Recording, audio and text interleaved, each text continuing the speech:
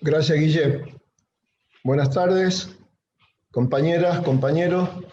Bueno, antes que nada, antes de empezar, quiero agradecerle al senador Mirabella, que está presente por su labor en el Senado de la Nación y particularmente por haber acompañado la prórroga de la ley de biocombustibles. Esta ley vencía en mayo próximo y se logró extender ese plazo hasta el 2024, lo cual es muy beneficioso para Tucumán y para Santa Fe. Muchas gracias, senador.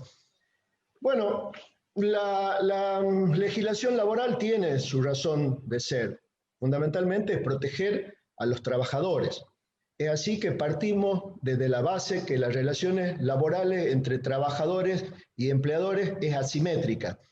Por lo tanto, la ley brinda un marco de equidad a esta realidad. Paralelamente, en los hechos se desarrollan procesos que van transformando las relaciones laborales. Entonces, el desafío es lograr que ante la nueva realidad se vaya modificando la dinámica del trabajo.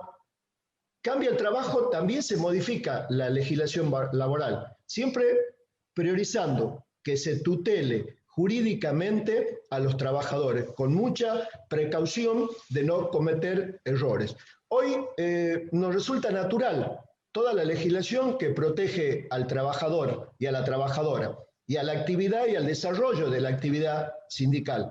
Sin embargo, es bueno recordar que para llegar a esto, que no siempre fue así, muchos trabajadoras y trabajadores tuvimos que transitar un camino largo, difícil, lleno de obstáculos para que se consagren nuestros derechos. En este camino, obviamente, muchas compañeras y compañeros dejaron su vida, otros fueron perseguidos, y ni hablar de las compañeras trabajadoras que tienen una doble lucha por mejores condiciones de trabajo y por la igualdad de género. En consonancia, en sintonía con las conquistas de los trabajadores en el mundo y en América Latina, en nuestra Argentina querida, las primeras conquistas fueron el descanso semanal, la jornada limitada a 8 horas o 48 semanales, la protección contra los accidentes de trabajo, las enfermedades profesionales, laborales, entre otras, y hay un hito clave que nosotros siempre con orgullo lo recalcamos, que es la llegada de Juan Domingo Perón a la Secretaría de Trabajo, quien con su presencia, con su dinamismo, con su impronta, con su firmeza y con la fortaleza, coraje y decisión política, y fundamentalmente porque tenía el apoyo de los trabajadores, expandió todos estos derechos y bajo su presidencia se expandió, se le otorgó jerarquía constitucional a los derechos laborales y el movimiento sindical fue creciendo. Estas conquistas son posibles gracias, siempre gracias a la lucha, a la militancia de los trabajadores organizados sindicalmente. Las condiciones de trabajo obviamente han mejorado bastante con respecto al siglo XIX. Sin embargo, seguimos luchando por más derechos. Todavía está lejos de terminar nuestra tarea como dirigentes sindicales.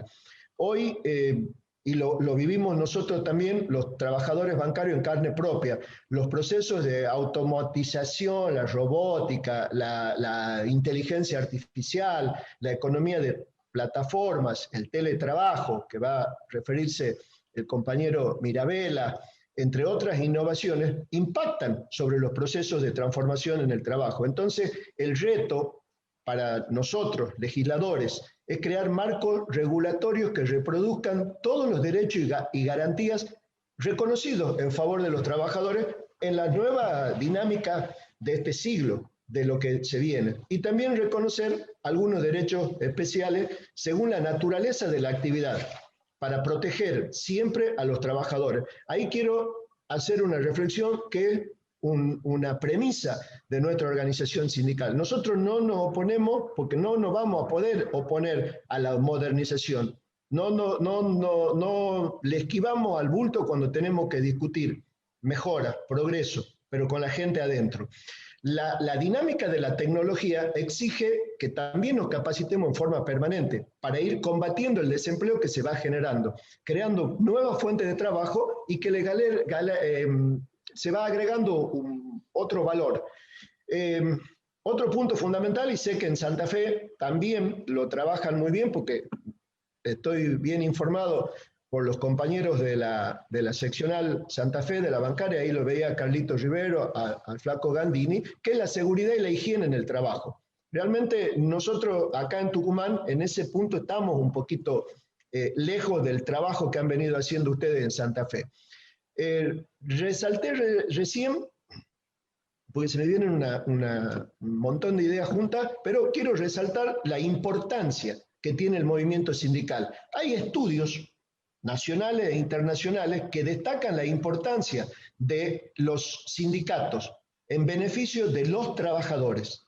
Hay un estudio hecho por la OIT que dice que la mayor igualdad social se da en las sociedades donde hay mayor distribución de ingresos y equidad de trabajadores sindicalizados. Otros estudios comprueban que la relación entre los ingresos de los trabajadores está íntimamente relacionada con la capacidad de afiliación sindical. Cuando más sindicalizado está un trabajador, más beneficios consigue. No lo digo yo como dirigente sindical, ¿no? Lo dicen estudios hechos tanto en Latinoamérica como en el mundo. Y el punto central de todo esto es que las políticas laborales deben acompañar los procesos de transformación, pero también deben favorecer la afiliación sindical en la mayor medida posible. En el Congreso venimos acompañando algunas leyes en defensa de las y los trabajadores, siempre acompañando las mejoras con la transformación del trabajo. El ejemplo es el proyecto de ley, insisto, que va a hablar el senador Mirabella, que fue la ley del teletrabajo, muy discutida, muy resistida. Mario Pergolini, un conductor que todos ustedes conocen, que se caracteriza por ser un muy buen empleador, habla muy bien de la ley cuando la denota, porque Mario Pergolini, como buen empleador, lo digo irónicamente, fue uno de los primeros que salió a hablar mal de los trabajadores, de las trabajadoras, de los diputados que habían discutido y habían llegado a un consenso casi unánime en la Comisión del Trabajo. O sea que a nosotros también nos enaltece quienes nos critican, ¿no? Mario Pergolini, yo lo digo irónicamente, siempre fue un mal empleador, fundió radio, perjudicó a sus propios colegas periodistas, y la verdad que nos pone en valor que él nos critique. Esta ley tuvo mucho consenso. Este proyecto procura brindar certezas sobre las cuestiones relativas a la seguridad y a la higiene, y sobre todo cuando uno trabaja en su propia casa, que merece una protección especial esas personas que tienen esa tarea. Y la necesidad de reconocer la desconexión digital, formarnos, capacitarnos, la protección de los datos personales de los trabajadores en esas cuestiones, y la representación sindical, entre otras cosas que se han ido viendo. Otro ejemplo que quiero brindar es el proyecto de ley que presentamos junto a compañeras y compañeros en la Cámara de Diputados, que es el Estatuto de los Trabajadores de los Call Centers. Esto yo lo veía por ahí, que estaba conectado un compañero Vergara, que es de la Sociedad de Empleados de Comercio de Tucumán, que lo tengo que ser sincero y reconocer que lo que me motivó a presentar este proyecto y pedir el acompañamiento de otros diputados de tracción sindical era que no conocía qué pasaba con los trabajadores de call center que dependen del gremio de comercio, porque nosotros, los trabajadores de call center que trabajan en los bancos, tienen el mismo régimen salarial que un trabajador que trabaja a las 7 horas y media, tiene la misma antigüedad, los mismos beneficios, todo, vacaciones, día del bancario, todo lo que tenemos los bancarios, nada más que ellos trabajan de lunes a viernes 6 horas. Acá en Tucumán teníamos una particularidad, cuando yo lo conozco al compañero Vergara, lo conozco por su militancia gremial en la juventud sindical acá en Tucumán, que ellos dependían de un call center del gremio de comercio que no les pagaba los salarios, que hoy, noviembre del 2020, deben percibir un promedio de 20.000 pesos de sueldo, cuando la mitad o un porcentaje importante de ese salario lo subsidia el Estado. ¿Lo subsidia el Estado? Sí, lo subsidia el Estado. Y encima se dan el lujo, sobre todo en esta pandemia que se ha vivido, de explotarlos. Cuando el compañero me cuenta, me plantea la problemática, trabajamos conjuntamente con el compañero Vergara y con mi asesor, con Fernando Fraile, en un proyecto de ley que los contenga, sin ningún ánimo de meterme en la vida interna de una organización sindical, porque no tengo esa representación, pero sí con el propósito de ayudar que se instale el debate y que se consigan las mejoras y el respeto que tienen que tener los trabajadores que dependen de esos call centers que en Tucumán dependen del sindicato de compañeros de comercio. El dictamen de Comisión de Legislación del Trabajo está. Este proyecto es una respuesta a la realidad laboral que se vive en los call centers, así conectándonos con Vergara y con otros compañeros de otras provincias. Sabemos que también para los representantes sindicales del sector de los call centers que dependen del gremio de comercio es muy difícil. También trabajamos en este proyecto en los puntos fundamentales que tienen que ver con las condiciones de trabajo más allá del sueldo y las que tienen que ver con la seguridad y la higiene. Reconocer las pausas en el trabajo durante jornada y jornada, la cantidad de llamadas, la limitación, las licencias especiales y un tema que lo he dicho por tercera vez, la formación y capacitación de esos trabajadores para que se encuentren en condiciones de exigir, de reclamar y de estar en una situación de igualdad para exigir mejores condiciones laborales y salariales. Insisto, es muy importante este tipo de reuniones, de conversatorios, porque conocemos distintas realidades. Capaz que quienes están conectados no sabían qué pasa en los call centers acá en Tucumán.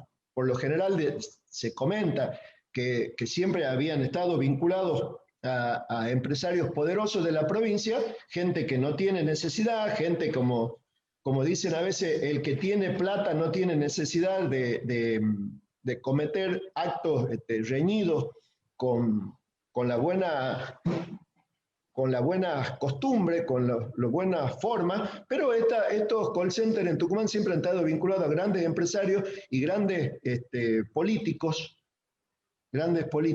muy reconocidos, que lo único que hacían era recibir los subsidios, guardarse la plata en el bolsillo y perjudicar a estos compañeros trabajadores. Nosotros vamos a insistir en la Cámara de Diputados con mucha fuerza para que este proyecto se haga ley.